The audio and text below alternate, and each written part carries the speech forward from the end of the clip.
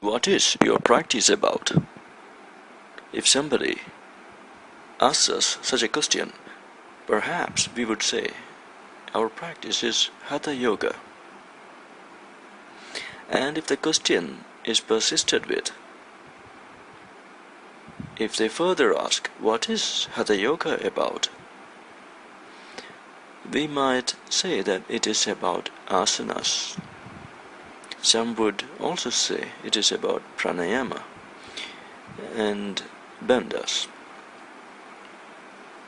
Now, to get some more clarity, if we would take a look at the ancient scriptures, which are the origins of Hatha Yoga, such as Hatha Yoga Pradipika, authored by sage Swatmarama, then we would see terms other than just asana, pranayama, mudra, bandha, etc. Three terms which are important in today's context are nada, bindu, and kala. These three terms feature in the more important chapter of Hatha Yoga Pradipika.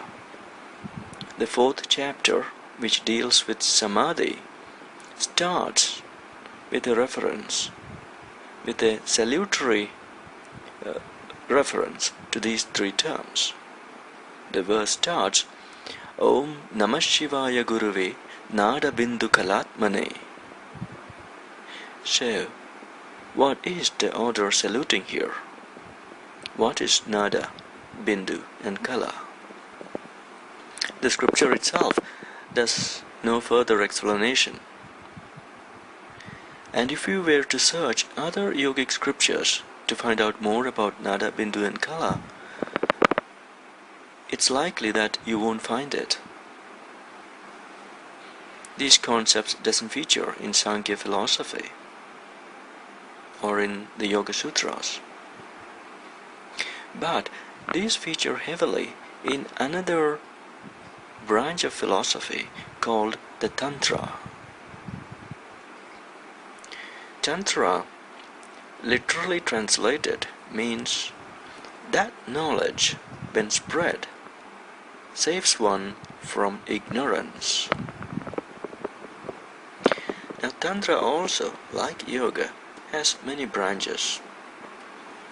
And Nada, Bindu, and Kala, these three terms feature dominantly in a branch of Tantra called the Shakta school. The Shaktas refer to those who view the manifest universe as a spontaneous and glorious expression of energy. And they call the projecting, manifesting, kinetic aspect of energy as shakti, and the static aspect of it as shiva. They are both one, but two aspects of the one.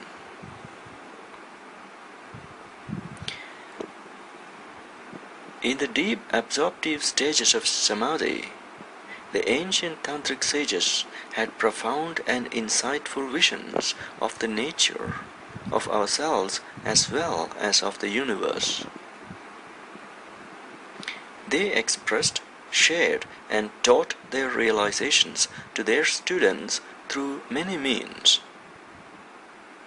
Two of the means, or two of the instruments by which they helped their followers understand and experience the energy nature, was through what is now known as the yantra and mantra.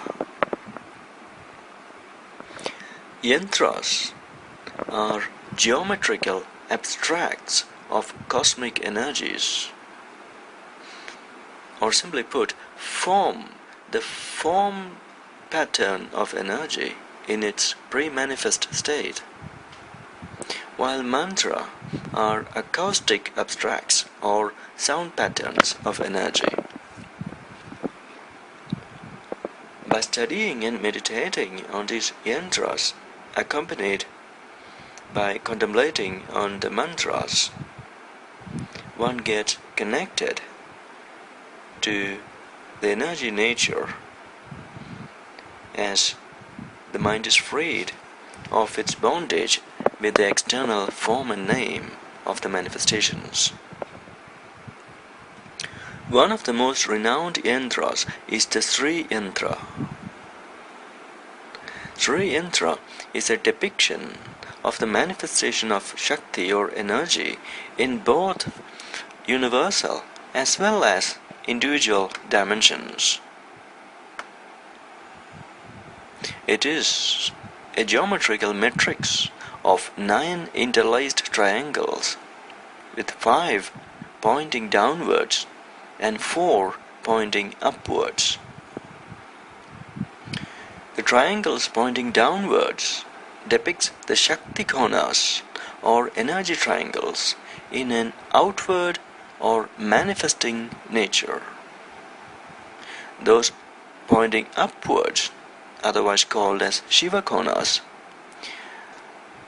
depicts pure awareness, also signifying on an individualistic level an aspirant who is trying to rise above the name and form nature of things and trying to connect to the underlying essence of the manifestations around.